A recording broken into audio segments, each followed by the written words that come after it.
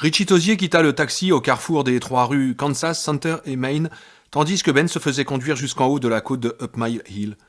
Le conducteur était le francophone de Bill, mais il était tombé dans un silence morose, et Ben et Richie n'eurent pas droit à son numéro pittoresque. Ben aurait tout aussi bien pu descendre avec Richie, toutefois il semblait plus judicieux de commencer seul.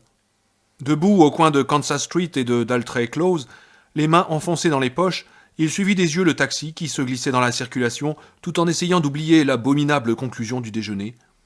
Il n'y arrivait pas. Ses pensées ne cessaient de revenir à la mouche noire s'extrayant du gâteau de bonne fortune de Bill, ses ailes veinées et collées sur le dos. Il avait beau se forcer à penser à autre chose, 5 minutes plus tard, il s'apercevait que son esprit y était retourné. « J'essaye de trouver un moyen de justifier ça, se dit-il, d'un point de vue plus mathématique que moral. On construit un immeuble en observant certaines lois naturelles qu'on peut exprimer par des équations qui, elles-mêmes, doivent être justifiées. Où se trouvait la justification de ce qui s'était passé moins d'une demi-heure auparavant ? « Oh, laisse tomber, se répéta-t-il pour la énième fois. C'est impossible à justifier, alors laisse tomber. Si le conseil était bon, il avait l'inconvénient de ne pouvoir être suivi. Il se souvenait que le lendemain du jour où il avait vu la momie sur le canal gelé, sa vie avait continué comme de coutume. Il avait pourtant compris qu'il avait bien failli se faire avoir, mais son existence s'était poursuivie, inchangée. École, devoirs d'arithmétique, visite à la bibliothèque, appétit toujours aussi formidable à chaque repas. Il avait simplement intégré la chose vue sur le canal à sa vie. Quant à risquer de peu de se faire tuer, c'est l'un des risques de l'enfance. Les gosses foncent dans la rue sans regarder, ils barbotent jusqu'en des endroits où ils n'ont pas pied, ils tombent des balançoires ou des arbres. Et à présent, devant la vitrine d'une quincaillerie, une boutique de prêteurs sur gage en 58, Ben s'en souvenait, avec des armes, des guitares et des rasoirs à l'étalage. Sous le crachin qui allait diminuant, il lui vint à l'esprit que les enfants étaient meilleurs pour ce qui était de manquer de mourir de peu et pour incorporer l'inexplicable à leur vie. Les enfants croient implicitement au monde invisible. Les miracles, bons ou nuisibles, méritent d'être pris en considération, certes, mais le monde ne s'en arrête pas pour autant de tourner. Une brusque manifestation de beauté ou d'épouvante à 10 ans n'interdit pas un bon repas 1 heure plus tard. En grandissant, tout cela change.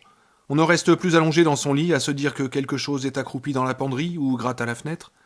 En revanche, quand il se passe vraiment quelque chose qui dépasse toute explication rationnelle, nos circuits sont en surtension. On commence à s'agiter dans tous les sens, les neurones en ébullition, on tremble, on joue des castagnettes, l'imagination s'emballe et nous met les nerfs en pelote. On est tout simplement incapable d'intégrer ce qui vient d'arriver à l'expérience que l'on a de la vie. Ça ne passe pas. L'esprit ne cesse d'y revenir à petits coups de patte légers de chaton, jusqu'à ce que finalement, bien entendu, on devienne fou, ou jusqu'à ce qu'on se réfugie en un endroit où l'on ne peut plus fonctionner. Si jamais c'est ce qui arrive, pensa Ben, je suis foutu. Nous sommes tous foutus. Il commença de remonter Kansas Street sans avoir conscience de s'être fixé un but. Une pensée lui traversa soudain l'esprit. Qu'avons-nous fait du dollar d'argent ? Il ne se souvenait toujours pas. Le dollar d'argent, Ben. Beverly t'a sauvé la vie avec. La tienne, et peut-être celle de tous les autres, et en particulier celle de Bill. Ça a bien failli m'étriper avant que Beverly ne fasse... Ne fasse quoi ? Qu'avait-elle donc fait ? Et comment a-t-elle réussi ? Elle a fait reculer ça, et nous l'avons aidée, mais comment ? Un mot lui revint tout d'un coup à l'esprit, un mot qui n'avait aucun sens et qui pourtant lui donna la chair de poule. Chud. Il baissa les yeux sur le trottoir et vit la silhouette d'une tortue dessinée à la craie.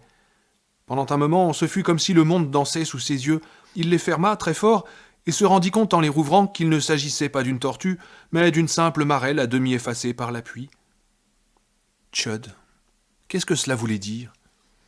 Je l'ignore, dit-il à voix haute. En jetant un rapide coup d'œil autour de lui pour voir si personne ne l'avait entendu, il s'aperçut qu'il avait quitté Kansas Street pour Costello Avenue. Lors du déjeuner, il avait prétendu que le seul endroit où il s'était senti heureux à Derry avait été les friches. Mais c'est loin d'être vrai, il y en avait un autre.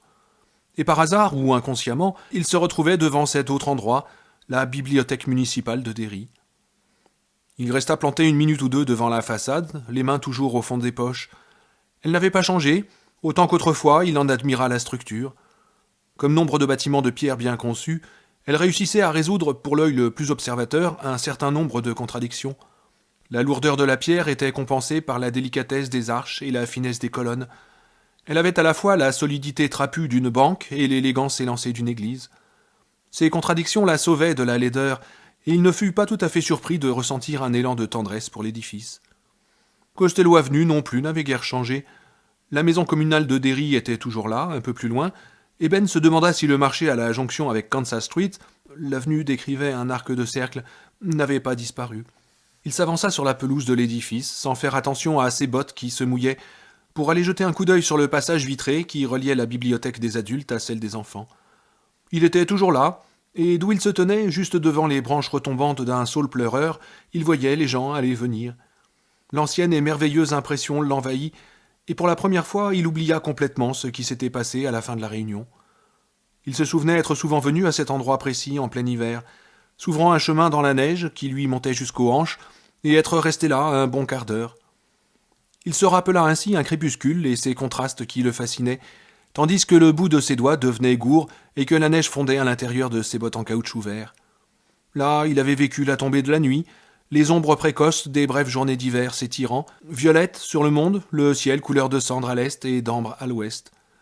Là, il avait subi des températures glaciales, moins douces peut-être, plus froid encore quand le vent arrivait des friches pétrifiées par le gel. Et pourtant, à moins de 40 mètres de là, circulaient des gens en manches de chemise.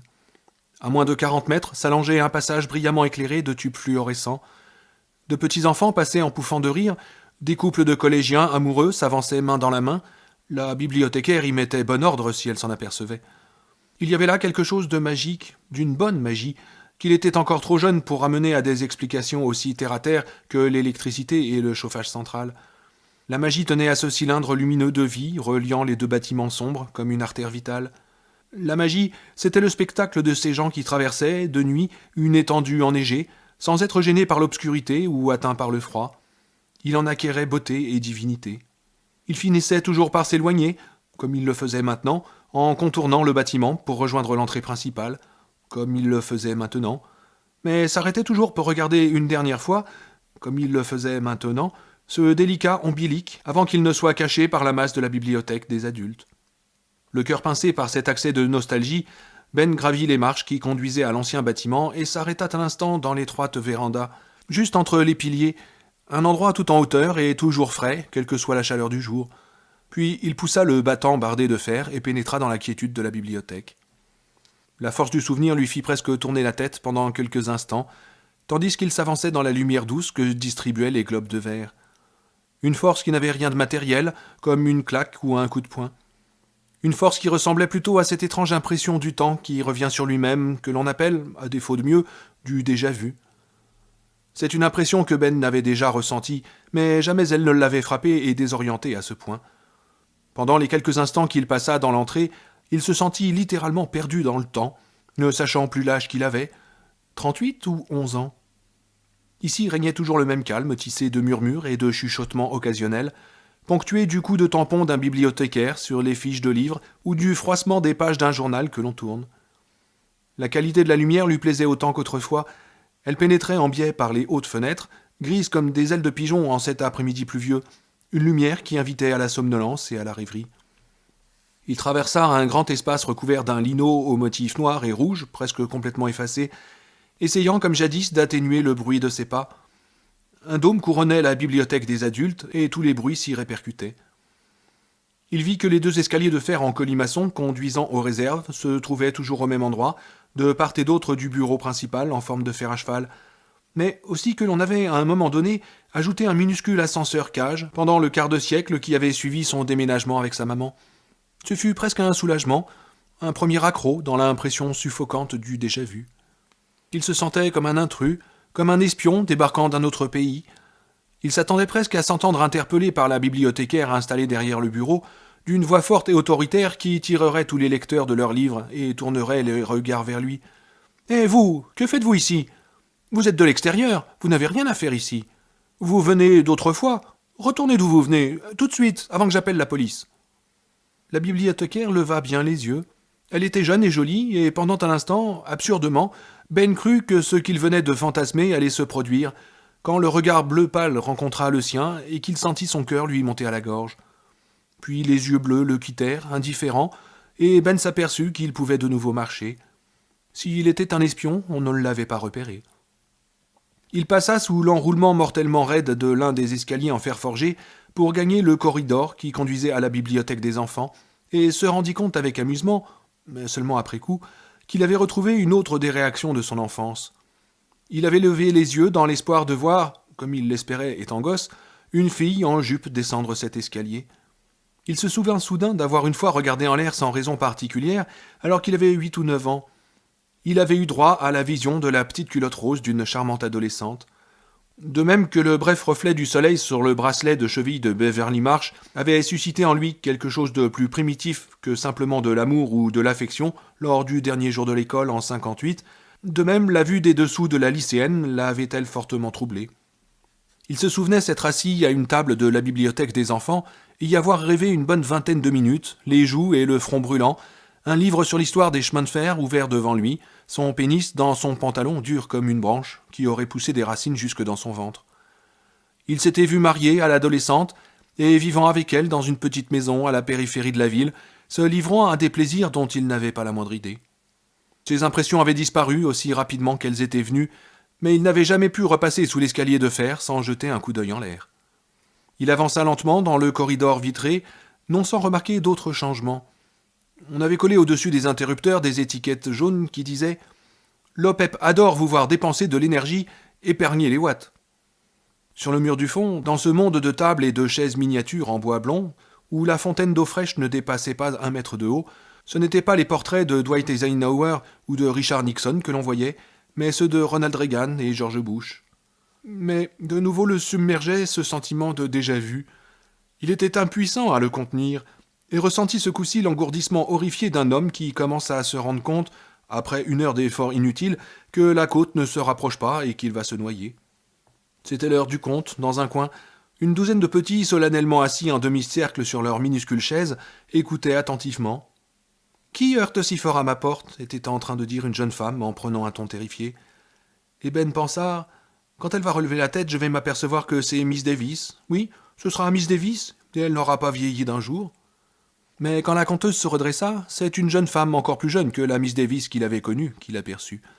Certains des enfants se cachaient la bouche de la main et pouffaient, tandis que d'autres la regardaient simplement, avec dans le regard la lumière de cette fascination éternelle qu'exercent les contes de fées. Le monstre serait-il vaincu, ou bien allait-il dévorer les petits cochons ?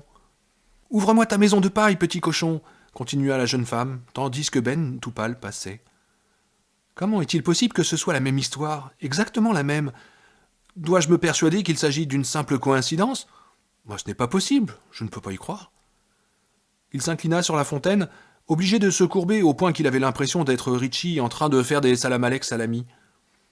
Il faudrait pouvoir parler à quelqu'un, pensa-t-il, paniqué. Mike, Bill, quelqu'un. Quelque chose est-il en train de superposer passé et présent, ici, ou n'est-ce que mon imagination ? Parce que sinon, je ne suis pas sûr d'avoir topé pour ce marché-là. Il regarda vers le bureau de contrôle et éprouva l'impression que son cœur s'était arrêté de battre quelques instants dans sa poitrine avant de repartir au galop.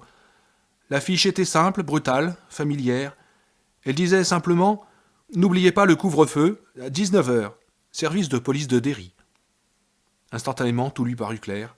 Tout lui parvint en un sinistre éclair de compréhension quand il se rendit compte que le vote auquel ils avaient procédé était une farce. Il n'existait aucun moyen d'y échapper. Il n'y en avait jamais eu. Ils avançaient sur des rails aussi solidement posés qu'étaient inscrits dans son cerveau les souvenirs, comme celui qui lui avait fait lever la tête sous l'escalier. Ici, à Derry, retentissait un écho mortel, et ce qu'ils pouvaient espérer de mieux était que cet écho évolue suffisamment en leur faveur pour qu'ils puissent s'enfuir encore en vie. « Seigneur, murmura-t-il, se frottant rudement la joue de la main. « Puis-je vous aider, monsieur ?» demanda une voix juvénile à côté de lui, le faisant légèrement sursauter. C'était une jeune fille d'environ 17 ans, ses cheveux blonds foncés retenus par 2 barrettes au-dessus de son joli minois d'écolière. Une assistante bibliothécaire, évidemment. Il y en avait déjà en 58. Des collégiens, des collégiennes qui rangeaient les livres, montraient aux petits comment se servir du catalogue et venaient en aide aux chercheurs perdus dans les notes et les références. Ils touchaient un salaire de misère, mais on trouvait toujours de jeunes volontaires. C'était un travail agréable. Dans la foulée, il décrypta plus précisément le sourire agréable mais interrogateur de l'assistante, et se souvint qu'il n'était pas à sa place en ce lieu, qu'il était Gulliver à Lilliput, un intrus. S'il avait craint dans la bibliothèque des adultes de se voir poser des questions, ici c'était un soulagement. Cela prouvait qu'il était encore un adulte. En outre, Le fait que la jeune fille ne portait manifestement pas de soutien-gorge sous sa chemise style western le calmait plus qu'il ne l'excitait. Il ne pouvait y avoir de preuve plus éclatante que l'on était en 1985 et non en 1958, que la manière dont la pointe de ses seins se dessinait sous le coton. « Non, merci, mademoiselle, répondit-il, ajoutant aussitôt, de façon incompréhensible pour lui-même, « Je cherchais mon fils. »« Ah, et quel est son nom ? Je l'ai peut-être vu. » Elle sourit. « Je connais presque tous les enfants. »« Il s'appelle Ben Anscombe, mais je ne le vois pas ici. »« Oh, décrivez-le-moi, je lui transmettrai un message, si vous le désirez. »« Eh bien, dit Ben, mal à l'aise et furieux de s'être fourré dans cette situation, il est du genre bien en chair, et il me ressemble de visage. Mais ce n'est pas bien grave, mademoiselle. Si vous le voyez, dites-lui simplement que son père s'est arrêté en passant. »« Je n'y manquerai pas, dit-elle avec un sourire, mais un sourire qui n'arriva pas jusqu'à ses yeux. Ben se rendit brusquement compte qu'elle n'était pas venue lui parler par simple politesse et désir de l'aider. Elle était assistante dans une bibliothèque d'enfants, sise dans une ville où 9 enfants venaient d'être massacrés en 8 mois. Un homme bizarre arrive dans ce monde à échelle réduite, où les adultes ne passent guère que pour laisser leurs gosses ou les reprendre, et l'on devient soupçonneux, évidemment. « Merci, dit-il, lui adressant un sourire qu'il espéra rassurant avant de s'enfuir.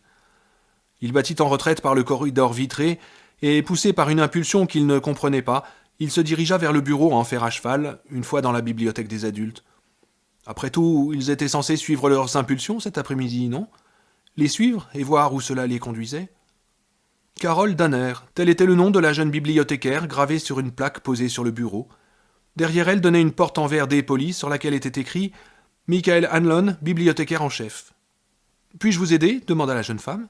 « Je crois, répondit Ben, ou du moins je l'espère. J'aimerais avoir une carte de lecteur. »« Mais bien sûr, dit-elle en prenant aussitôt un formulaire d'inscription.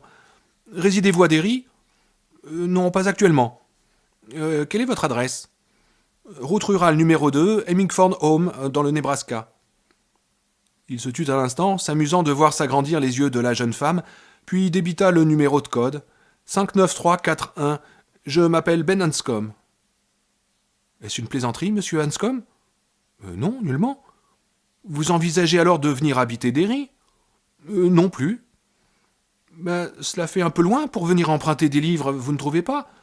N'y aurait-il pas de bibliothèque dans le Nebraska ?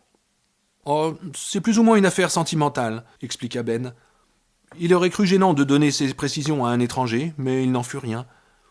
J'ai grandi à Derry, comprenez-vous. C'est la première fois que j'y reviens depuis mon enfance. J'ai fait un tour pour regarder ce qui avait changé, ce qui était resté. Je me suis tout d'un coup rendu compte que j'y avais passé 10 ans, entre 3 et 13 ans, et que je n'avais rien pour évoquer cette période, même pas une carte postale. J'avais des dollars d'argent, mais j'en ai perdu un et j'ai donné les autres à un ami. Je crois que ce qui me ferait plaisir serait un souvenir de mon enfance. C'est un peu tard, mais ne vaut-il pas mieux tard que jamais, comme on dit ? Carole Danner sourit et son visage, de simplement joli, devint ravissant.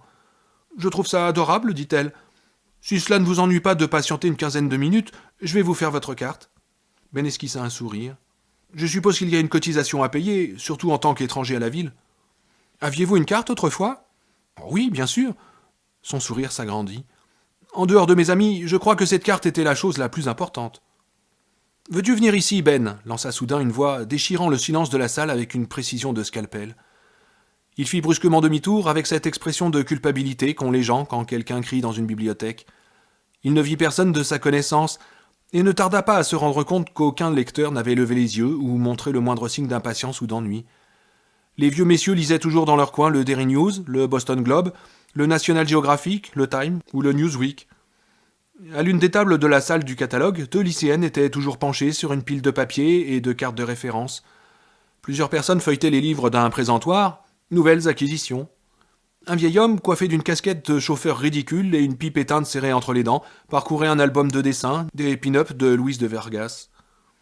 Il se retourna vers la jeune femme qui le regardait intriguée. « Quelque chose ne va pas, monsieur ?»« Non, répondit Ben. J'ai cru entendre quelque chose. Le décalage horaire m'a plus perturbé que je ne le croyais. Que disiez-vous ? En fait, c'est vous qui parliez, monsieur. Mais j'étais sur le point de vous expliquer que votre nom devait toujours figurer dans notre fichier si vous avez eu une carte autrefois. Tout est sur microfilm maintenant. Un changement depuis que vous étiez enfant, hein ? Oh oui, tout à fait. Bien des choses ont changé à Derry, reprit-il. Et cependant, beaucoup d'autres sont restées. Je peux consulter le fichier et procéder à un simple renouvellement, gratuitement. Oh, magnifique, dit Ben. Mais avant qu'il ait pu la remercier, la voix rompit de nouveau le silence religieux de la salle de lecture, plus forte, chargée d'un enjouement plein de menaces. Amène-toi, Ben, espèce de tas de lard de merde. C'est à la vie, à la mort, Ben Ascom. Ben s'éclaircit la gorge.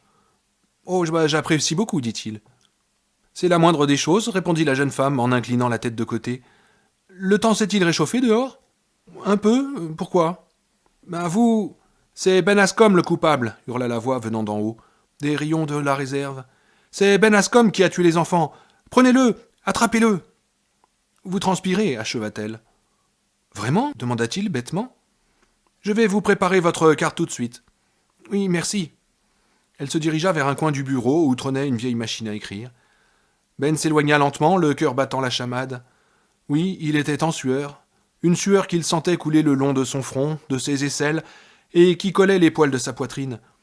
Il leva les yeux et vit Gripsou le clown en haut de l'escalier de gauche, les yeux baissés sur lui. Il avait le visage tout blanc d'un fard épais, et sa bouche, barbouillée d'un rouge sanglant, s'étirait sur un sourire de tueur. Ses yeux n'étaient en fait que deux orbites vides, et il tenait d'une main un lot de ballons et de l'autre un livre. Pas lui, pensa Bill, pas ça. Je me trouve au centre de la rotonde de la bibliothèque de Derry, nous sommes en 1985, et c'est la fin d'un après-midi de printemps.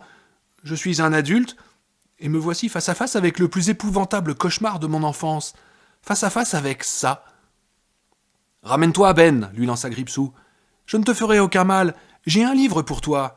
Un livre et un ballon.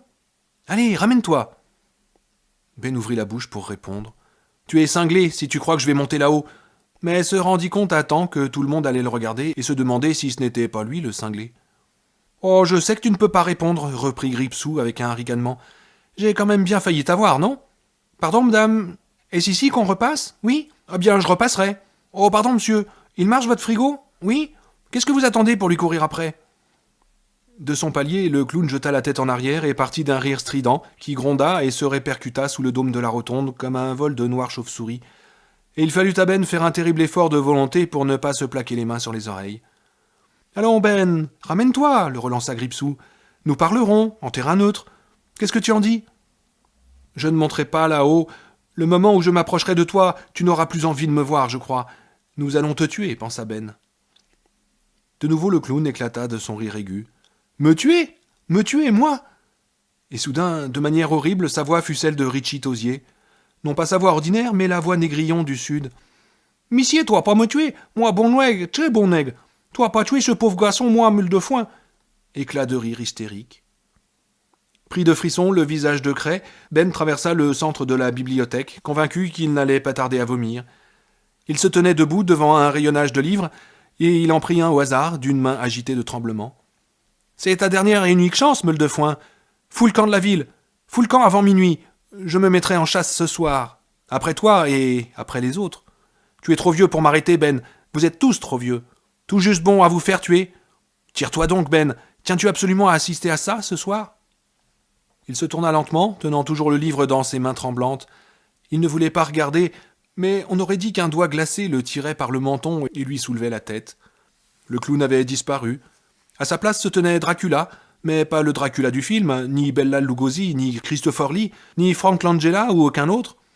Une chose vaguement humaine, à la figure tordue, comme une racine, mortellement pâle, les yeux rouges mauves comme des grumeaux de sang, le regardait du palier de l'escalier de gauche. Sa bouche s'ouvrit toute grande et révéla une double rangée de lames gilettes, enfoncées dans les gencives sous des angles divers. On avait l'impression d'être en face d'un labyrinthe de miroirs dans lequel le moindre faux pas pouvait être mortel. La chose poussa un cri strident et referma brusquement ses mâchoires.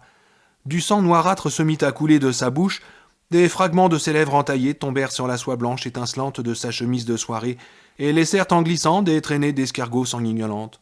« Qu'est-ce que Stan Uris a vu avant de mourir » hurla le vampire avec un rire, la bouche comme un grand trou sanglant. « David Crockett, le roi de la frontière sauvage ? Qu'a-t-il donc vu, Ben ? Veux-tu le savoir aussi ? Qu'a-t-il donc vu ?» Puis il éclata de nouveau de ce même rire strident, et Ben comprit qu'il était lui-même sur le point de hurler. Oui, qu'il ne pourrait pas s'en empêcher, pas moyen, rien à faire. Du sang s'écoulait goutte à goutte du palier en une averse sinistre. Une goutte avait atterri sur la main déformée par l'arthrite d'un vieil homme en train de lire The Wall Street Journal. Elle coula le long de ses articulations sans qu'il la vît ou la sentît. Ben inspira de l'air, certain qu'il ne l'accumulait que pour crier, chose impensable dans la quiétude de cet après-midi de crachin léger, aussi choquante qu'un coup de couteau ou une bouche pleine de lames de rasoir. Au lieu de cela, à demi avalés, prononcés à voix basse comme une prière, ces mots se bousculèrent dans sa bouche.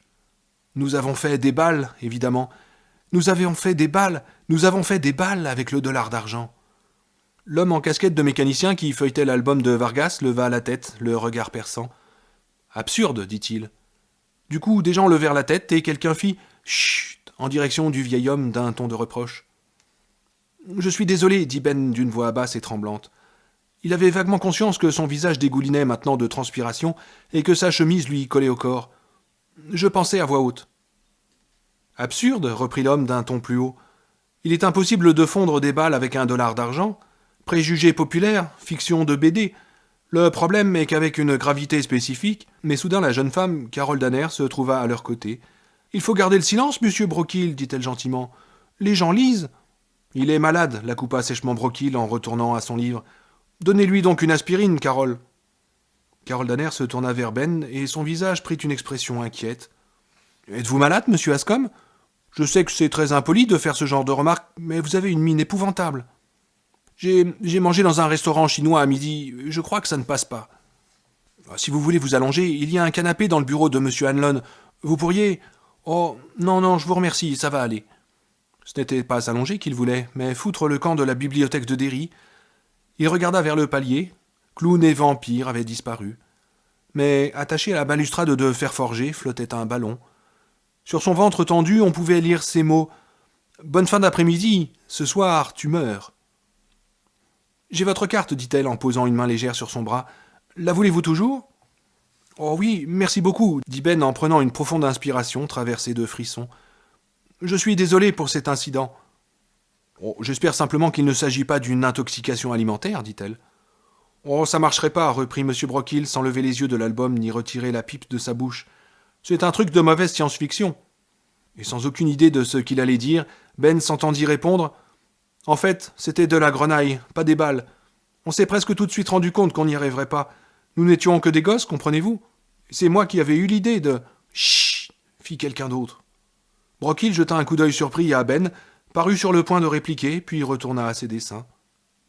Au bureau, Carole Danner lui tendit une petite carte orange avec la mention « Bibliothèque municipale de Derry ». Amusé, Ben s'aperçut que c'était sa première carte de lecteur adulte, celle de son enfance avait été jaune canari. « Êtes-vous sûr que vous ne voulez pas vous allonger, monsieur Ascom ?»« Non, merci, je me sens un petit peu mieux. »« Vraiment ?» Il réussit à lui adresser un sourire. « Oui, vraiment. »« Oui, c'est vrai que vous avez l'air un peu mieux, admit-elle, mais avec une pointe de doute, comme si elle pensait que c'était ce qu'il fallait dire et non la vérité. Puis elle passa un livre dans l'appareil qui servait à enregistrer les prêts, et Ben se sentit pris d'une forme quasi hystérique d'amusement. « C'est le bouquin que j'ai piqué au hasard quand le clown s'est mis à faire la voix de Négrillon. Elle pense que je désire l'emprunter ? C'est le premier retrait que je fais à la bibliothèque de Derry en 25 ans, et je ne sais même pas ce que c'est. En plus, je m'en fous. Qu'on me laisse sortir d'ici, c'est tout ce que je demande. »« Merci, dit-il en glissant l'ouvrage sous son bras. »« Mais vous êtes tout à fait le bienvenu, monsieur Ascom. Êtes-vous sûr de ne pas vouloir un peu d'aspirine ? » ?»« Absolument, répondit-il, avant d'ajouter, non sans une hésitation. « Vous ne sauriez pas par hasard ce qu'est devenue Mrs. Starrett ? Barbara Starrett. Elle était autrefois responsable de la bibliothèque des enfants. »« Oh, elle est morte, dit Carole Danner. Il y a 3 ans de cela. Une attaque, si j'ai bon souvenir. Désolant, elle était relativement jeune, 58 ou 59 ans, je crois. Monsieur Hanlon a fait fermer la bibliothèque ce jour-là. »« Ah bon, dit Ben, qui sentit un vide se creuser dans son cœur. Voilà ce qui arrivait quand on revenait sur les lieux de son enfance. Le glaçage du gâteau était délicieux, mais le contenu amer. Les gens vous oubliaient, mouraient, perdaient leurs cheveux ou leurs dents. Parfois on s'apercevait qu'ils avaient aussi perdu l'esprit. Oh, c'est quelque chose d'être en vie, bon Dieu de bon Dieu. Je suis désolé, dit-elle. Vous l'aimiez bien ? Oh oui, tous les gosses aimaient Mrs. Starrett, répondit Ben, inquiet de sentir les larmes lui monter aux yeux. Et est-ce que vous... Qu'elle me demande une fois de plus si je vais bien, et je vais vraiment me mettre à pleurer ou à crier, n'importe quoi. Il jeta un coup d'œil à sa montre et dit « Oh, il faut vraiment que je parte, mais merci pour votre gentillesse. Bonne fin de journée, monsieur Ascom. »« Et comment, vu que ce soir je meurs ? Il eut un geste du doigt en sa direction et traversa la salle. M. Brockhill lui jeta un bref regard, perçant et plein de suspicion. Ben leva une dernière fois les yeux sur le palier de l'escalier gauche. Le ballon y flottait toujours au bout de son fil. Mais le texte avait changé et on lisait maintenant « J'ai tué Barbara Starrett », signé Gripsou le clown. Il détourna le regard, sentant à nouveau son cœur lui monter dans la gorge. Il fut surpris en sortant de trouver le soleil. Les nuages se dissipaient et laissaient place aux tièdes rayons d'un après-midi de mai qui donnait à l'herbe un vert d'une incroyable luxuriance. Ben sentit se dissiper le poids qu'il avait sur la poitrine, comme s'il avait abandonné dans la bibliothèque quelque insupportable fardeau. Puis ses yeux tombèrent sur le livre qu'il avait involontairement emprunté, et sa mâchoire se crispa avec une brutalité douloureuse. Il s'agissait de Bulldozer de Stephen Meader, l'un des ouvrages qu'il avait sous le bras le jour où il avait plongé dans les friches pour échapper à Henry Bowers et ses acolytes. Et à propos de Henry, l'empreinte de sa botte de mécano salissait toujours la couverture. Faisant tourner les pages d'une main de nouveau tremblante, il s'arrêta à la dernière. La bibliothèque disposait maintenant d'un contrôle des fiches par microfilm. Il venait de voir l'appareil fonctionner, mais il y avait toujours une pochette collée à la jaquette cartonnée avec une carte glissée dedans. Sur chaque ligne figurait un nom suivi de la date de remise marquée au tampon. Nom de l'emprunteur, Charles Brown, date de remise, 14 mai 58. David Hartwell, 1er juin 1958. Joseph Brenham, 17 juin 1958. Et la dernière ligne de la carte portait sa propre signature enfantine, tracée lourdement au crayon. Benjamin Ascom, 9 juillet 1958. Cette carte était couverte d'un tampon qui se retrouvait sur la page de garde, sur l'épaisseur de la tranche et un peu partout. Un tampon qui avait bavé de l'encre rouge comme du sang et qui disait « Annulé ».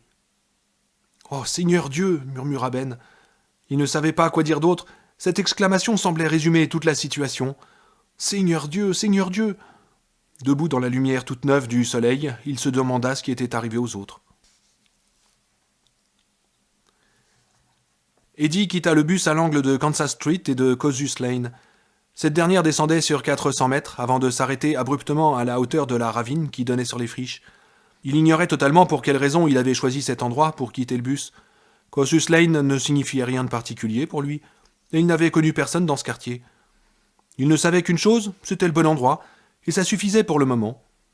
Beverly était descendu à l'un des arrêts de Lower Main avec un petit salut de la main. Mike était allé en voiture à la bibliothèque. Le bus, un petit Mercedes un peu ridicule, s'éloignait, et il se demandait ce qu'il fabriquait ici, à ce coin de rue obscur d'une ville obscure, à 800 km de Myra, qui devait sans aucun doute se faire un sang d'encre à son sujet. Un brusque vertige le saisit, presque douloureux, et il se souvint en portant sa main à la poche qu'il avait laissé sa dramamine à l'hôtel avec le reste de sa pharmacopée. Il avait cependant de l'aspirine sur lui. Il ne serait pas plus sorti sans aspirine que sans pantalon. Il en avala 2, à sec, et commença de remonter Kansas Street avec la vague idée de gagner la bibliothèque ou Costello Avenue. Le temps commençait à s'éclaircir, et il se dit qu'il pourrait même pousser jusqu'à West Broadway pour admirer les vieilles maisons victoriennes du seul quartier vraiment chic de Derry. Il y avait alors la maison des Bowie, celle des Mueller avec ses tourelles, toutes deux voisines, ce qui explique peut-être l'amitié de Greta Bowie et Sally Mueller. En été, on apercevait toujours des meubles de jardin éparpillés sur la pelouse, un hamac tendu entre deux arbres, un jeu de croquettes installé en permanence. Eddie savait tout ça, sans avoir été une seule fois invité à venir y jouer. En passant, du pas de quelqu'un qui a un but, il entendait le clac des balles, des rires et des réflexions. Un jour, il avait même aperçu Greta, un verre de limonade à la main, son maillet de croquet dans l'autre, mince et jolie comme dans un rêve, en dépit du coup de soleil qu'elle avait sur les épaules, ce qui avait paru être le comble du charme au petit garçon de 9 ans, courant après sa boule qu'un coup malheureux avait éloigné du parcours de jeu. Il était devenu un peu amoureux d'elle ce jour-là, ou du moins de la cascade de cheveux blonds qui retombaient sur sa robe d'un bleu froid. Elle avait jeté un coup d'œil circulaire, et il avait cru pendant un instant qu'elle l'avait vu, mais sans doute il n'en était rien, car lorsqu'il avait levé la main pour un timide salut, elle ne lui avait pas répondu, et avait donné un grand coup dans sa balle pour la renvoyer sur le gazon, hors de sa vue, avant de partir en courant derrière. Il s'était éloigné, sans éprouver de déception. Il croyait sincèrement qu'elle ne l'avait pas vu, et sans lui en vouloir de ne jamais avoir été invité au parti de croquettes du samedi après-midi. Pourquoi une fille aussi ravissante que Greta Bowie inviterait-elle un garçon comme lui ?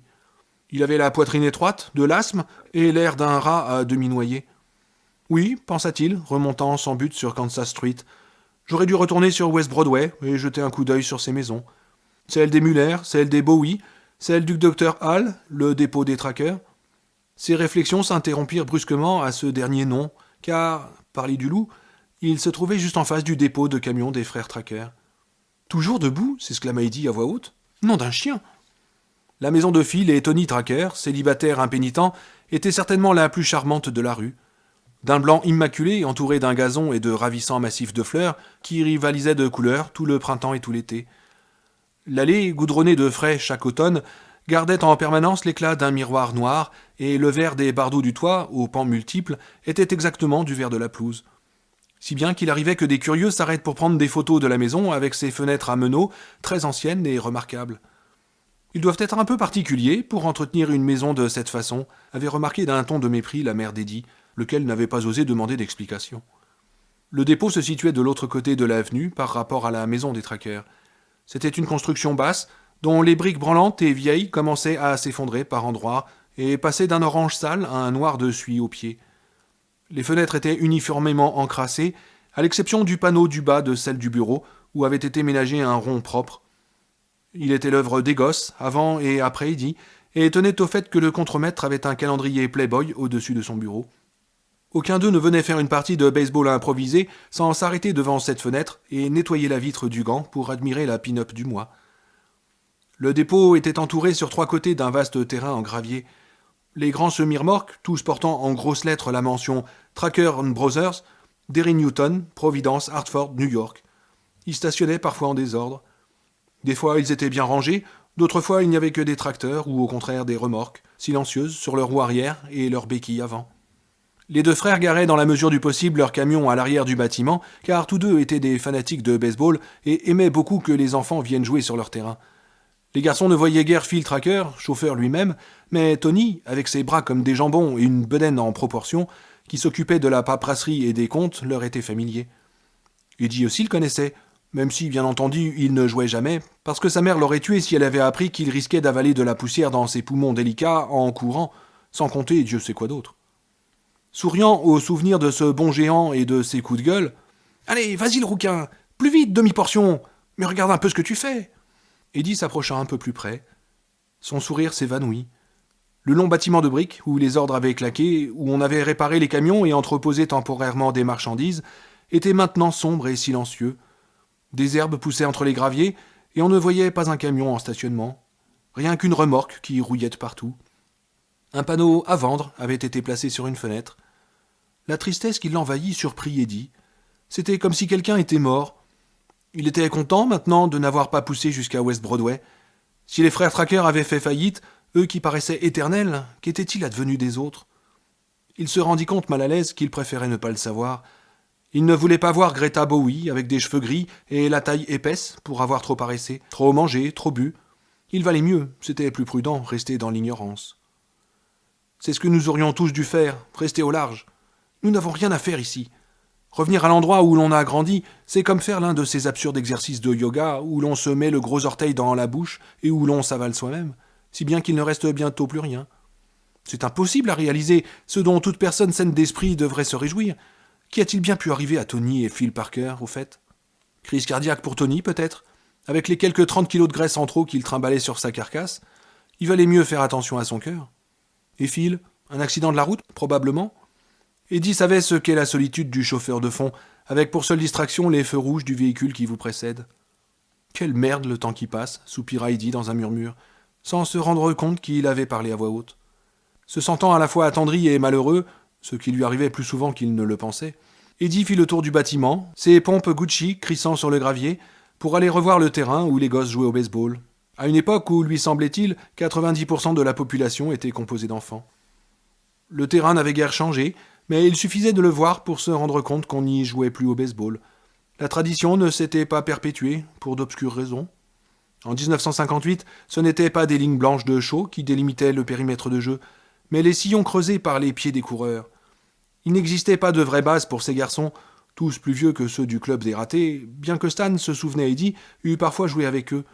Il n'était pas très puissant à la batte, mais courait comme un lièvre et avait les réflexes d'un ange en défense. Mais Tony gardait 4 morceaux de toile à bâche crasseux que l'on disposait cérémonieusement avant une partie et que l'on rangeait tout aussi cérémonieusement ensuite sous l'un des ponts de chargement, derrière le bâtiment de briques, quand le crépuscule mettait définitivement fin au jeu. Eddie ne voyait plus trace des sillons d'autrefois. Les mauvaises herbes avaient proliféré en îlots au milieu des graviers. Ici et là, des bouteilles brisées de soda et de bière lançaient leurs reflets. À l'époque, les débris de verre étaient religieusement enlevés. La seule chose qui demeurait était la barrière métallique servant à fermer le terrain à l'arrière, haute de 4 mètres et aussi rouillée que du sang séché. Elle encadrait le ciel d'une multitude de points de diamants.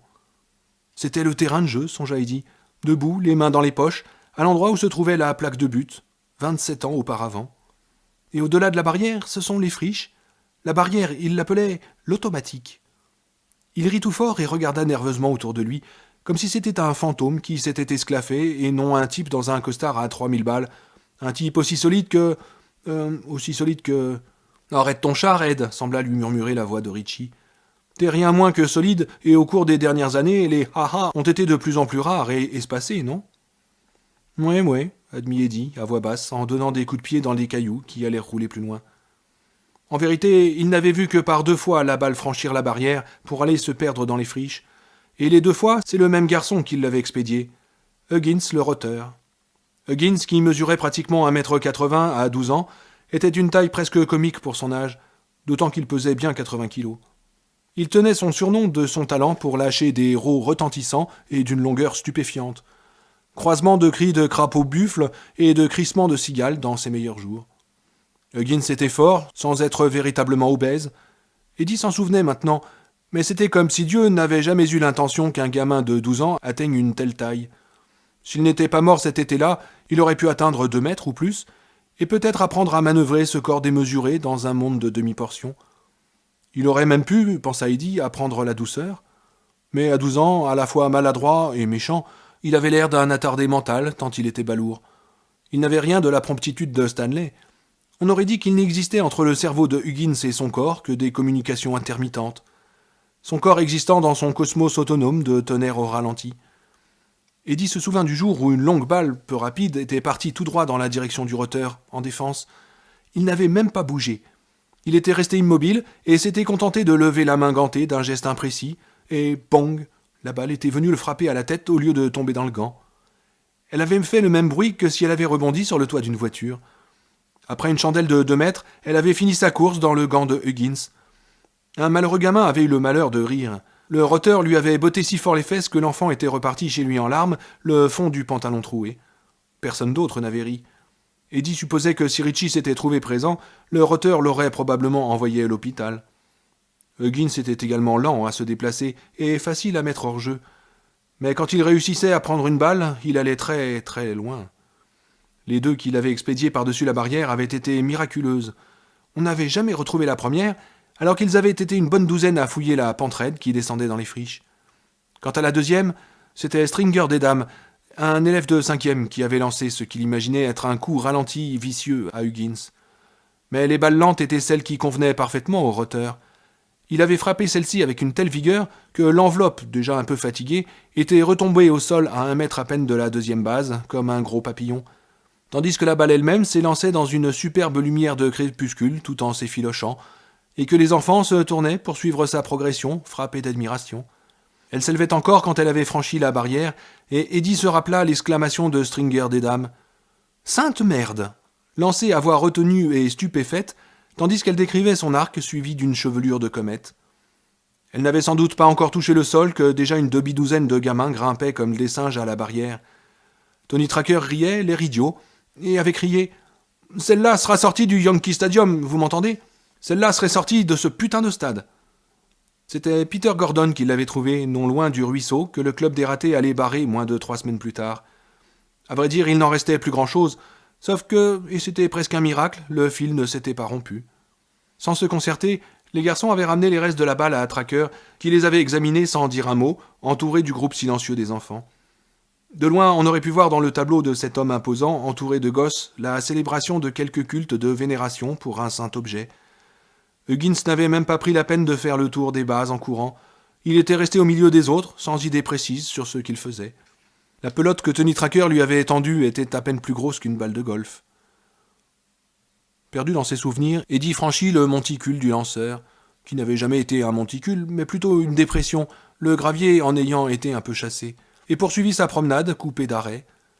Frappé par le silence, il s'approcha enfin de la barrière, qui, plus rouillée que jamais, était envahie par une plante grimpante très laide, mais tenait toujours debout. Regardant au travers, il vit la pente abrupte envahie d'une végétation d'un vert agressif. Les friches ressemblaient plus que jamais à une jungle, et pour la première fois, il se demanda comment une étendue aussi verdoyante et luxuriante avait pu recevoir le nom de friche morte. Elle était tout ce que l'on voulait, mais sûrement pas une friche, et encore moins morte. Pourquoi pas les grandes forêts ou la jungle ? Non, les friches mortes. Un nom qui sonnait comme une menace, presque sinistre, qui évoquait non pas un fouillis de buissons et d'arbres tellement denses que les plantes luttaient à mort pour la lumière, mais plutôt des dunes de sable en constant déplacement ou des étendues grises de terre latérisée. Mortes, c'est-à-dire stériles. Mike avait remarqué plus tôt qu'ils étaient tous stériles, et cela ne paraissait que trop vrai. 7 et pas un seul enfant. Même en ces temps de planning familial, voilà qui ne cadrait pas avec les statistiques. Il regarda par les ouvertures en forme de diamant, entendant un ton plus bas que le grondement lointain des véhicules sur Kansas Street, les bruits d'éclaboussement et d'écoulement de l'eau en dessous. Il l'apercevait par endroits qui scintillaient comme des éclats de verre sous le soleil printanier. La futaie de bambou se trouvait toujours au même endroit, d'une blancheur maladive, comme rongée de champignons au milieu de toute cette verdure. Au-delà, dans les étendues marécageuses qui longeaient la Kentuskig, on racontait qu'il y avait des sables mouvants. « J'ai passé les moments les plus heureux de mon enfance là en bas, dans ce bourbier, pensa-t-il avec un frisson. Il était sur le point de faire demi-tour quand un détail accrocha son regard. Un cylindre de ciment fermé d'un lourd couvercle d'acier, les trous des Morlocks, comme les appelait Ben, la bouche rieuse mais pas les yeux. Quand ils étaient gamins, il leur arrivait à la taille et ils pouvaient lire dessus « Section des travaux publics de Derry » en lettres estampées en demi-cercle dans le métal. Et il en montait un bourdonnement, un bruit de machine qui avait l'air de venir de très loin. Les trous de Morlock. C'est là-dedans que nous sommes descendus en août, à la fin. Nous sommes descendus dans l'un des trous de Morlock de Ben. Dans les égouts. Mais au bout d'un moment, il ne s'agissait plus d'égouts, mais de... Mais de quoi ? Patrick Horsketer y était, avant que Sal l'emporte. Beverly l'a vu faire quelque chose de mal. Elle en riait, mais elle savait que c'était mal. Quelque chose qui avait à voir avec Henry Bowers, non ? Oui, avec Henry. Il se tourna brusquement et regarda vers le dépôt abandonné, ne voulant plus voir les friches, car il n'aimait pas les pensées qui lui étaient venues à l'esprit. Il voulait être chez lui, avec Mira, mais pas ici, surtout pas ici. « Attrape le môme !» Il se tourna vers la voie et vit arriver une sorte de balle qui franchit la barrière et vint rebondir sur le gravier. Eddie tendit la main et l'attrapa, d'un geste réflexe d'une élégante spontanéité. Il regarda ce qu'il tenait et tout devint froid et sans force à l'intérieur de lui. Une ancienne balle de baseball. Ce n'était plus qu'une boule entourée de ficelles, car l'enveloppe avait disparu.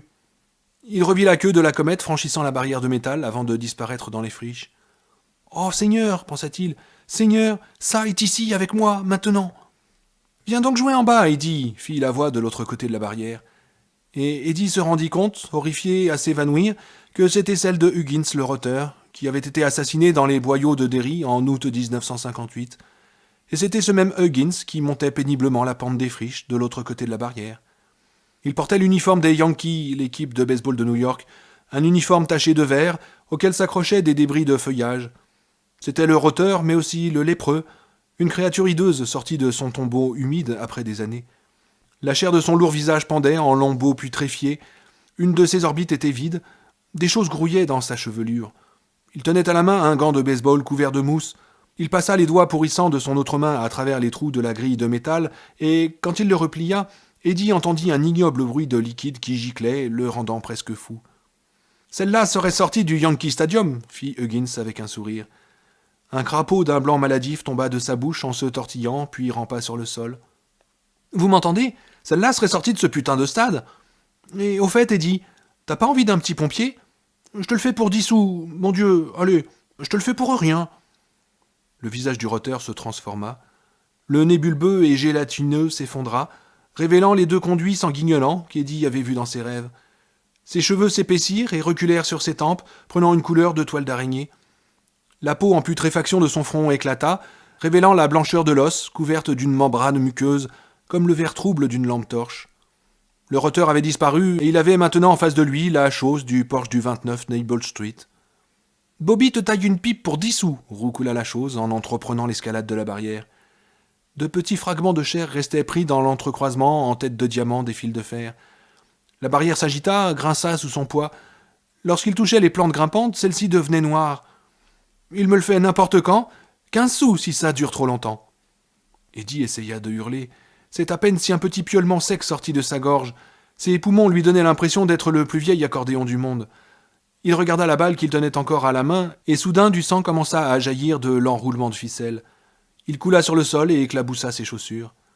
Il jeta la balle, fit 2 pas chancelant en arrière, les yeux exorbités, se frottant la main sur sa chemise. Le lépreux venait d'atteindre le haut de la barrière. La silhouette oscillante de sa tête se découpait contre le ciel, forme cauchemardesque comme une citrouille congestionnée de Halloween. Sa langue pendait hors de sa bouche de plus d'1 mètre et rampait le long du grillage comme un serpent. Puis, d'un seul coup, plus rien. Il ne disparut pas progressivement, comme un fantôme dans un film, mais en un clin d'œil. Eddie entendit cependant un son qui confirma sa solidité fondamentale, un pop, comme un bouchon de champagne, le bruit de l'air qui venait remplir l'espace qu'avait occupé le lépreux. Il se tourna et se mit à courir, mais à peine avait-il parcouru 3 ou 4 mètres que 3 formes raides s'envolaient de l'ombre en dessous du pont de chargement du dépôt abandonné. Il crut tout d'abord avoir affaire à des chauves-souris et cria en se protégeant la tête. Puis il s'aperçut qu'il s'agissait de morceaux de bâche, ceux-là même qui avaient servi de base quand les grands jouaient au baseball.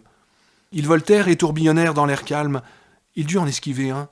Puis les 4 morceaux allèrent se poser tous ensemble à leur place habituelle, en soulevant de petits nuages de poussière. 1re, 2e et 3e base.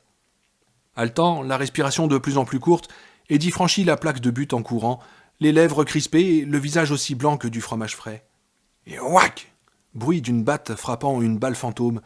Et alors, Eddie s'arrêta, les jambes paralysées, et un gémissement franchit ses lèvres. Le sol se renflait en ligne droite entre la plaque de but et la 1re base, comme si un rongeur géant avait creusé un tunnel à toute vitesse juste sous la surface du sol. Du gravier roulait des 2 côtés. La forme souterraine atteignit la 1re base et le morceau de bâche vola en l'air, si brusquement qu'il émit un claquement, rappelant celui que produit un petit cireur de bottes qui tend joyeusement son chiffon. Le sol commença à se soulever entre la 1re et la 2e base, de plus en plus vite. Le second morceau de bâche claqua en bondissant en l'air comme le premier, et à peine était-il retombé au sol que la forme franchissait la 3e base et fonçait sur la plaque de but. Celle-ci s'envola comme les autres, mais elle était encore en l'air lorsque la chose surgit du sol comme un diable de sa boîte, version sinistre. C'était Tony Tracker, le visage réduit à l'état de squelette, auquel s'accrochaient encore des lambeaux de chair noircie, sa chemise blanche n'étant qu'un magma en charpie de fils pourrissants. Il sortit de terre jusqu'à la taille et resta ainsi, oscillant comme un lombric grotesque. « Tu peux t'envoyer autant de giclées dans ton bidule que tu veux, souffle-court !» lança Tony d'une voix qui broyait du sable. Il arborait un sourire démentiellement amical. « Peu importe, on t'aura, toi et tes amis. Ça va être votre fête. » Eddie hurla et s'éloigna en trébuchant. Une main se posa sur son épaule, il s'en écarta. La main serra plus fort pendant un instant, puis le lâcha. Il se tourna, c'était Greta Bowie, morte. La moitié de son visage avait disparu, des asticots grouillaient dans les cavités où restait de la chair. Elle tenait un ballon vert à la main. « Accident de voiture » déclara la moitié reconnaissante de sa bouche qui sourit. Ce sourire déclencha un bruit d'arrachement indescriptible, et Eddie vit les tendons bouger comme d'affreux liens. « J'avais 18 ans, Eddie. J'étais saoul, complètement pété. Tes amis sont ici, Eddie ?» Eddie recula, main tendue devant lui. Elle avança dans sa direction. De longues traînées de sang séché collaient à ses jambes. Elle portait des tennis. C'est alors que derrière elle, il aperçut l'ultime horreur. Patrick Hochstetter s'avançait à son tour vers lui, au-delà du périmètre de jeu, habillé également de l'uniforme des Yankees de New York. Eddie courut. Greta le saisit par sa chemise, qu'elle déchira en laissant couler sur lui un liquide innommable. Tony Tracker se dégageait de son terrier calibré pour homme. Patrick Hochstetter trébuchait et zigzaguait. Eddie courut sans savoir où il trouvait l'air pour respirer, mais il courut. Et pendant sa course, il vit des mots flotter devant lui. Les mots qu'il avait vus sur le ballon vert que Greta Bowie tenait. Les remèdes contre l'asthme donnent le cancer du poumon, avec les compliments de la pharmacie centrale.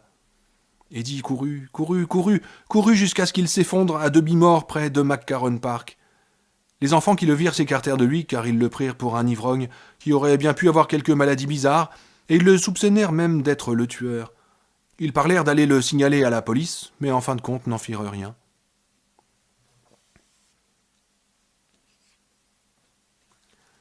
L'air absent, Beverly quitta le Derryton House où elle était allée se changer, adoptant un jean et une blouse d'un jaune éclatant, et s'engagea sur Main Street. Elle ne songeait pas à sa destination. Au lieu de cela, un poème chantait dans sa tête. Feu d'hiver, braise de janvier, ta chevelure, ici brûle aussi mon cœur. Elle l'avait caché au fond de son dernier tiroir, en dessous de ses sous-vêtements. Sa mère aurait pu l'y voir, mais ça ne faisait rien. L'important était que son père ne regardait jamais dans ce tiroir.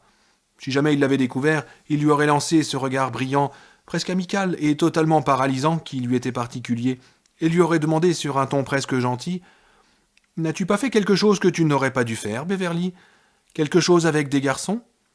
Qu'elle eût répondu oui ou non, elle aurait eu droit à un rapide aller-retour, si rapide et si sec qu'il ne lui aurait pas fait mal sur le coup.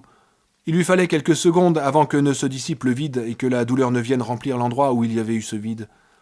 Et sa voix, toujours presque amicale, se serait de nouveau élevée. « Je m'inquiète beaucoup pour toi, Beverly, vraiment beaucoup. Tu n'es plus un bébé. Est-ce que tu comprends ça ?» Son père vivait peut-être encore à Derry. Il s'y trouvait toujours la dernière fois qu'elle avait eu des nouvelles de lui. Mais ça datait de combien d'années, en fait? 10 ans? Bien avant son mariage avec Tom, de toute façon. Elle avait reçu une carte postale de lui, non pas une toute simple, comme celle sur laquelle avait été écrit le poème, mais une qui montrait l'abominable monument de plastique à Paul Bunyan, situé en face du centre communautaire. On avait érigé cette statue au cours des années 50, et elle faisait partie des hauts lieux de son enfance. Mais la carte de son père n'avait évoqué aucun souvenir, provoqué aucune nostalgie. Elle aurait tout aussi bien pu représenter le Golden Gate à San Francisco. « J'espère que tu vas bien et que tu t'en sors, disait la carte. J'espère que tu m'enverras quelque chose, si tu peux, car je ne suis pas bien riche. Je t'aime, Bévy, papa. » Il l'avait aimée, et elle se doutait que ce n'était pas sans rapport avec la manière dont elle était tombée désespérément amoureuse de Bill Denbrough au cours de ce long été 58. De tous les garçons, Bill était celui de qui émanait le plus cette autorité qu'elle associait à son père. Mais c'était une forme différente d'autorité, une autorité qui écoutait. Mais peu importe les raisons. À la fin de leur première rencontre comme groupe au grand complet en juillet de cette année-là, rencontre au cours de laquelle Bill avait si naturellement pris leur tête, elle était tombée follement amoureuse de lui. En parler comme d'une passion d'écolière serait comme dire d'une Rolls-Royce que c'est un véhicule à 4 roues. Elle ne se mettait pas à pouffer hystériquement et à rougir quand elle le voyait. Elle n'écrivait pas son nom à la craie sur les arbres ou sous les ponts des baisers. Elle vivait simplement en permanence avec son image dans son cœur, une présence à la fois délicieuse et douloureuse en elle. Elle serait morte pour lui. Il était assez naturel qu'elle eût désiré croire que Bill était l'auteur du poème, sans pouvoir jamais cependant s'en convaincre totalement. Non, elle avait toujours su qu'il l'avait écrit. Et plus tard, Ben ne l'avait-il pas plus ou moins admis? Oui, il le lui avait avoué, même si pour le moment elle était absolument incapable de se souvenir en quelles circonstances, alors qu'il avait caché son amour pour elle presque aussi bien qu'elle l'avait dissimulé le sien pour Bill. Mais tu lui as dit, Bévy, tu lui as dit que tu l'aimais. Et pourtant cet amour était évident pour un observateur attentif et bienveillant, à la manière dont Ben conservait toujours un certain espace entre eux, à celle dont sa respiration changeait quand elle lui touchait la main ou le bras, à celle dont il s'habillait quand il savait qu'il allait la voir. Cher Ben, si tendre et si gras. Cette délicate situation triangulaire préadolescente s'était finalement dénouée. Mais comment? Cela ne lui revenait toujours pas. Il lui semblait que Ben avait avoué être l'auteur du petit poème d'amour.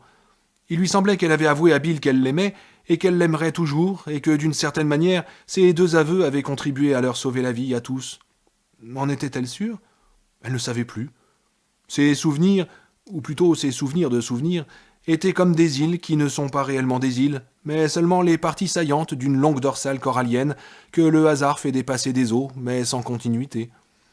Néanmoins, à chaque fois qu'elle tentait de plonger plus profondément pour voir le reste, une image démentielle venait s'interposer. Celle des Ménates, qui, tous les printemps en Nouvelle-Angleterre, encombraient les fils du téléphone, les arbres et les toits, en se bagarrant pour les meilleurs emplacements, et emplissaient l'air encore vif de mars de leur babil de crécelle.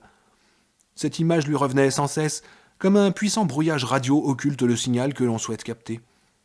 Ce fut un choc pour elle de se rendre compte qu'elle se trouvait juste à la hauteur de la laverie automatique Clean Clothes, là où, avec Stan, Ben et Eddie, elle était venue laver les chiffons à la fin juin.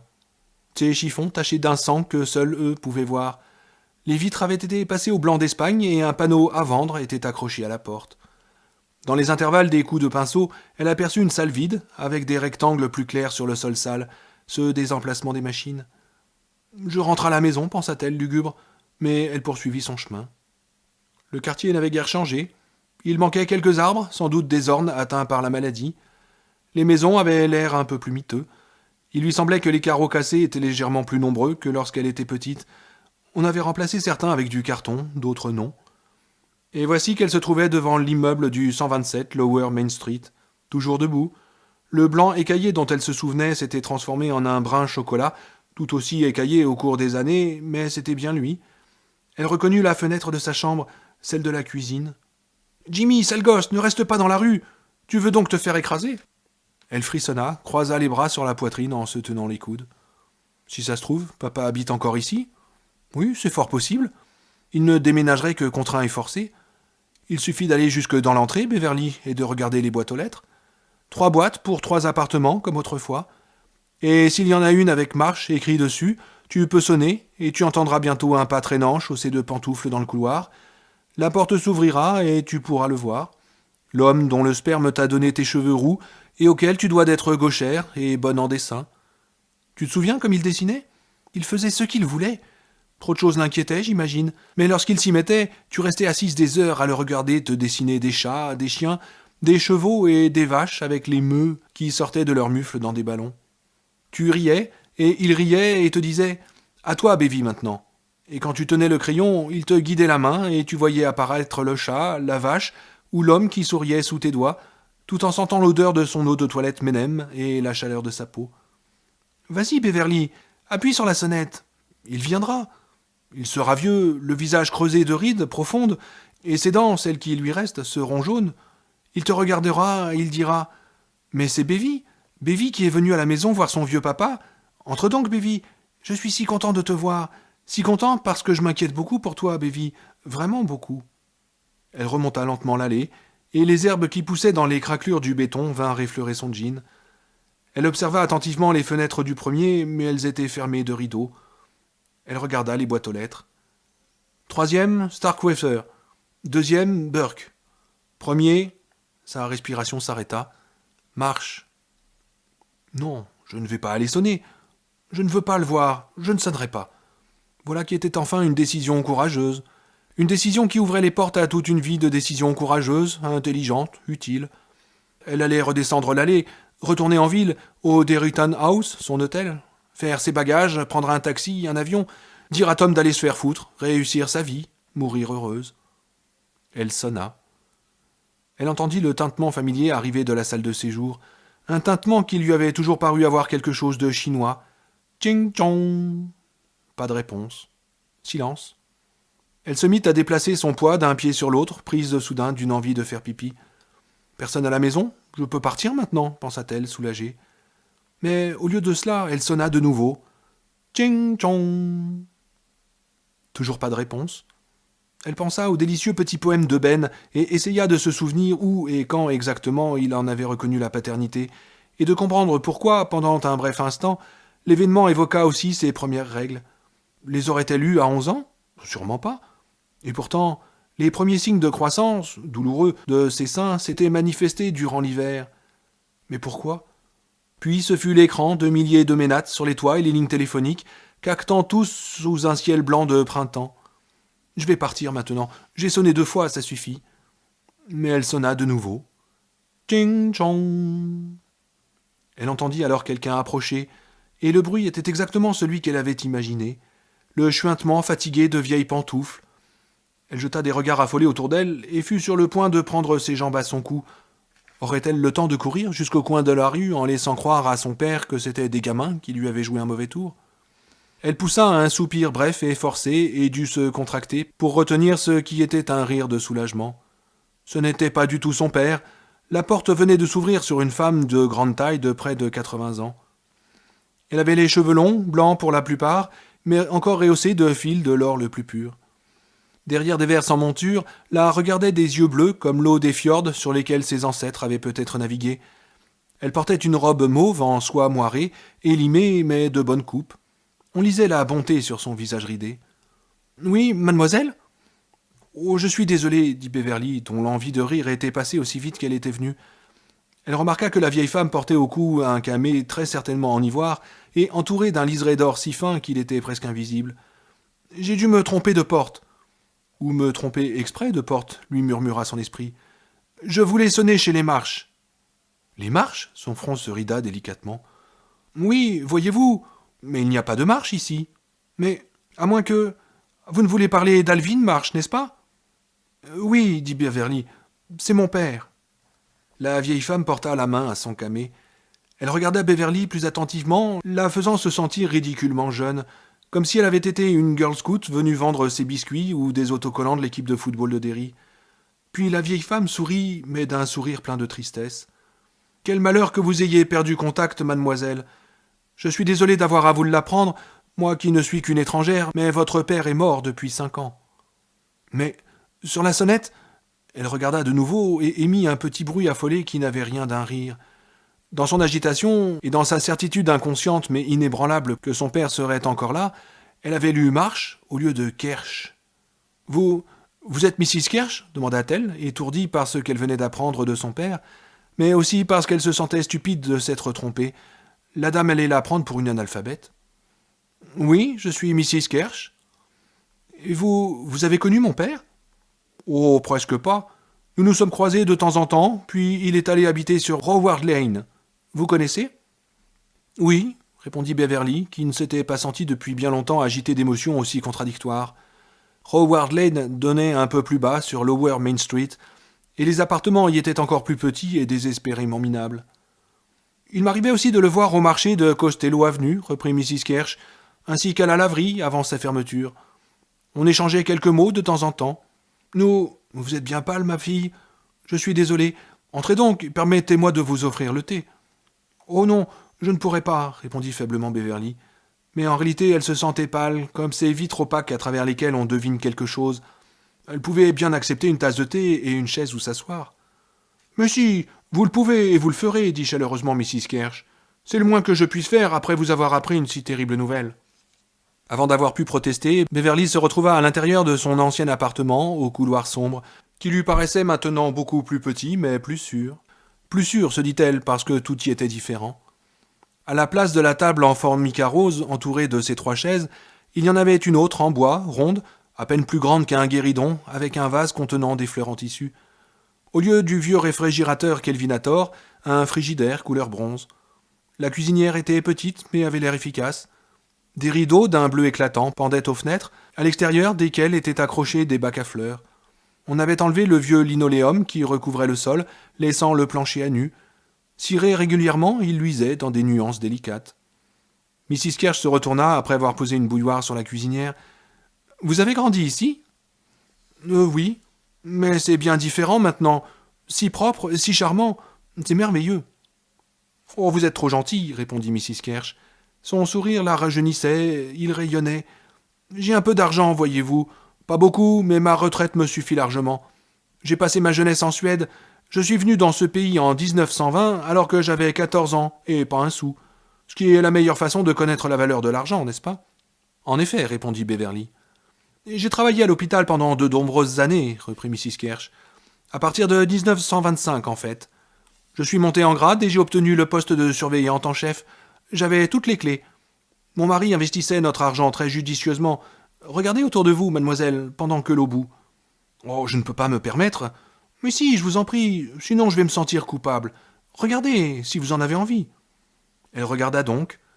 La chambre de ses parents était maintenant celle de Mrs. Kersh, et les différences étaient radicales. La pièce paraissait plus claire, plus aérée. Une grosse commode en cèdre, portant les initiales RG, répandait son arôme délicat dans l'air. Un gigantesque couvre-pied à motifs recouvrait le lit. On y voyait une femme tirant de l'eau, des enfants gardant du bétail, des hommes soulevant des meules de foin. Un couvre-pied merveilleux. Sa chambre était devenue une lingerie. Une machine à coudre Singer trônait sur une table aux pieds en fer forgé, éclairée par 2 puissantes lampes. Sur l'un des murs, une représentation de Jésus, sur l'autre, une photo de Kennedy, au-dessus d'une ravissante vitrine contenant non point des bibelots, mais des livres, ce qui ne la déparait absolument pas. Elle termina par la salle de bain. Elle avait été repeinte en un rose délicat dont la tonalité agréable n'avait rien de criard. Tous les éléments étaient neufs, et en dépit du vieux cauchemar qui lui revenait, elle s'approcha du lavabo. Elle voulait regarder dans l'œil noir et sans paupières de l'écoulement. Le murmure allait recommencer, et alors le sang. Elle se pencha sur le lavabo après avoir brièvement aperçu le reflet de son visage pâle et de ses yeux sombres dans la glace, et se mit à fixer cet œil dans l'attente des voix, des grognements, du sang. Combien de temps aurait-elle pu rester ainsi inclinée ? Elle n'en saura jamais rien, car c'est la voix de Mrs. Kersh qui la tira de sa contemplation. « Le thé est prêt, mademoiselle. » Elle sursauta, son état de semi-hypnose se dissipa et elle quitta la salle de bain. Si quelque magie ténébreuse s'était cachée dans ce siphon, il avait maintenant disparu, ou bien était en sommeil. « Oh, vous n'auriez pas dû, madame. » Mrs. Kersh leva les yeux sur elle avec un grand sourire. « Oh, si vous saviez combien je reçois rarement de visites, mademoiselle, vous ne diriez pas ça. Figurez-vous que j'en fais plus encore pour le releveur d'Hydrobangor quand il vient. Je le fais engraisser. » Un délicat service de porcelaine était disposé sur la table, d'un blanc éclatant avec une bordure bleue. Il y avait une assiette de petits gâteaux et de biscuits. À côté, de la vapeur au parfum suave montait paresseusement d'une théière. « Asseyez-vous, mademoiselle, asseyez-vous, je vais vous servir. »« Je ne suis pas une demoiselle, » fit Beverly en soulevant la main gauche afin de montrer son anneau. Mrs. Kersh eut un geste désinvolte de la main. « Oh, pour moi, toutes les jolies jeunes femmes sont des demoiselles, dit-elle. Simple habitude. Ne vous formalisez pas. » « Non, bien sûr, répondit Beverly. Mais sans savoir clairement pourquoi, elle éprouva une petite pointe de gêne. Le sourire de la vieille dame avait eu quelque chose de... De quoi ? De désagréable ? De faux ? De rusé ? C'était ridicule, n'est-ce pas ? J'aime beaucoup la façon dont vous avez arrangé l'appartement. Vraiment ? Dit Mrs. Kersh en versant le thé. Le breuvage paraissait sombre, bourbeux. Beverly n'était pas sûre d'avoir envie de le boire, et soudain elle se sentit prise du désir de ne plus être ici. Il y avait bien écrit « Marche » sous la sonnette, lui murmura son esprit, et elle eut peur. Mrs. Kersh lui tendit sa tasse. « Merci, dit Beverly. Le thé avait peut-être l'air peu engageant, mais il dégageait un arôme merveilleux. Elle le goûta. « Excellent. »« Arrête d'avoir peur de ton ombre, se dit-elle. Cette commande en particulier était un petit chef-d'œuvre, reprit-elle. « Oh oui, une antiquité celle-là, répondit la vieille dame en riant. Beverly remarqua que sa beauté était entachée d'un défaut assez courant ici dans le Nord. Elle avait les dents en mauvais état, solides mais abîmées. Elles étaient jaunâtres et les deux de devant se chevauchaient. Les canines paraissaient très longues, de vraies défenses. Elles étaient blanches quand elle a ouvert la porte. Elle a souri et je me suis fait la réflexion qu'elles étaient très blanches. Brusquement, sa légère appréhension laissa place à de la vraie peur. Brusquement, elle voulut être à 1000 lieues de cet appartement. « Elle est très vieille, oh oui !» s'exclama Miss Kersh, qui avala sa tasse de thé d'un seul coup avec un bruit choquant de déglutition. Elle sourit à Beverly, ou plutôt lui grimaça un sourire. Les yeux de la femme venaient également de changer. La cornée en était maintenant jaune, vieillie et marquée de points rouges troubles. Ses cheveux, plus clairsemés, paraissaient maladifs et n'étaient plus ces fils d'argent bordés d'or, mais avaient une nuance grise triste. « Très vieille !» marmonna Mrs. Kersh au-dessus de sa tasse vide, avec un regard matois de ses yeux jaunes. Son sourire repoussant, presque paillard, exhiba ses dents saillantes. « Il est venu avec moi de la maison. Vous avez remarqué les lettres gravées, R.G. »« Oui, dit Beverly. Sa voix venait de très loin, et une partie de son cerveau lui criait « Si elle ne sait pas que tu as remarqué le changement, peut-être que tu ne risques encore rien. Si elle ne le sait pas, si elle ne le voit pas. »« Mon père, dit la femme avec un accent germanique. Beverly se rendit compte que sa robe avait également changé. Elle était devenue d'un noir curieux, décoloré par endroits. Le camé s'était transformé en crâne à la mâchoire pendante. Il s'appelait Robert Gray, mieux connu sous celui de Bob Gray, et encore plus sous celui de Gripsou, le clown dansant. Ce n'était d'ailleurs pas son nom, mais il aimait la plaisanterie, mon père. Elle rit de nouveau. Certaines de ses dents étaient devenues aussi noires que sa robe. Les rides de sa peau s'étaient creusées profondément. Sa peau laiteuse et rose avait pris une teinte d'un jaune maladif. Ses doigts étaient des griffes. Elle grimaça un sourire. « Mangez quelque chose, mon enfant !» Sa voix avait grimpé d'une octave, mais s'était éraillée et produisait les grincements d'une porte de crypte s'agitant absurdement sur des gonds pleins de sable noir. « Non, merci !» s'entendit dire Beverly d'une voix aiguë d'enfant trahissant son envie de fuir. Les mots paraissaient provenir non pas de son cerveau, mais de sa seule bouche. Elle ne savait pas les avoir prononcés qu'après les avoir entendus. « Non ?» demanda la sorcière avec un autre sourire grimace. Ses griffes s'abattirent sur l'assiette et elle commença à enfourner les biscuits secs et les délicates tranches de gâteau à pleine poignée. Ses dents plongeaient et reculaient, horribles. Noir et crasseux, ses ongles s'enfonçaient dans les douceurs. Des miettes dévalaient son menton osseux en galoche. Son haleine avait l'odeur de choses mortes depuis longtemps, que les gaz qu'elle engendre viennent de faire éclater. Son rire était maintenant un caquet lugubre. Ses cheveux s'étaient encore éclaircis, et par endroits on voyait la peau de son crâne. « Oh, il aimait la plaisanterie, mon père. Voici une plaisanterie, mademoiselle, si vous les aimez. Mon père m'a porté plus que ma mère. Il m'a chié par le trou du cul, hé hé hé !» « Il faut que je parte, » s'entendit dire Beverly. Toujours du même filet de voix aiguë, celle d'une petite fille devenue affreusement embarrassée lors de sa première surprise partie. Elle n'avait plus de force dans les jambes. Elle avait très vaguement conscience que ce n'était plus du thé qu'elle avait dans sa tasse, mais de la merde liquide, le cadeau de surboom des égouts en dessous de la ville. Elle en avait bu, rien qu'une gorgée. « Oh mon Dieu, tout Jésus, je t'en prie, je t'en prie !» La vieille femme se ratatinait sous ses yeux, se réduisait à une espèce de débris surmonté d'une tête de poupée rabougrie comme une pomme, assise en face d'elle, qui poussait des glapissements suraigus en se balançant d'avant en arrière. « Oh, mon père et moi ne faisions qu'un, rien que moi, rien que lui. Et si vous étiez avisée, ma chère, vous partiriez en courant et retourneriez d'où vous venez, et vite, car rester serait pire que la mort. Personne de ceux qui meurent à Derry ne meurt vraiment. Vous saviez cela auparavant, croyez-le maintenant. » D'un mouvement lent, Beverly ramena ses jambes sous elle, comme si elle avait été à l'extérieur d'elle-même. Elle se vit se remettre sur ses pieds et reculer de la table et de la sorcière dans une angoisse mortelle, faite d'horreur et d'incrédulité. D'incrédulité parce qu'elle venait juste de se rendre compte que la jolie petite table de la salle à manger n'était pas en chêne sombre, mais en une sorte de mousse au chocolat. Et tandis qu'elle regardait autour d'elle, la sorcière, toujours glapissant de rire, ses yeux jaunes à l'expression rusée tournés vers un coin de la pièce, en rompit un morceau qu'elle fourra dans le piège à rat bordé de noir qu'était sa bouche. Les tasses étaient en écorce blanche, le bord bleu en sucre glace teinté. Les images de Jésus et de John Kennedy étaient des œuvres tissées avec du sucre filé, presque transparentes, et elle vit Jésus tirer la langue et Kennedy lui adresser un clin d'œil salace. « Tous nous t'attendons » croassa la vieille sorcière, dont les ongles s'enfoncèrent dans le dessus de la table, où ils laissèrent de profonds sillons. « Oh oui, oh oui !» Les globes de la suspension étaient en sucre candi, les lambris en pâte caramel. Elle baissa les yeux et vit que ses chaussures laissaient des empreintes sur le plancher, fait non pas de planches, mais de tranches de chocolat. L'odeur de sucré était étouffante. « Oh, Seigneur, c'est Hansel et Gretel.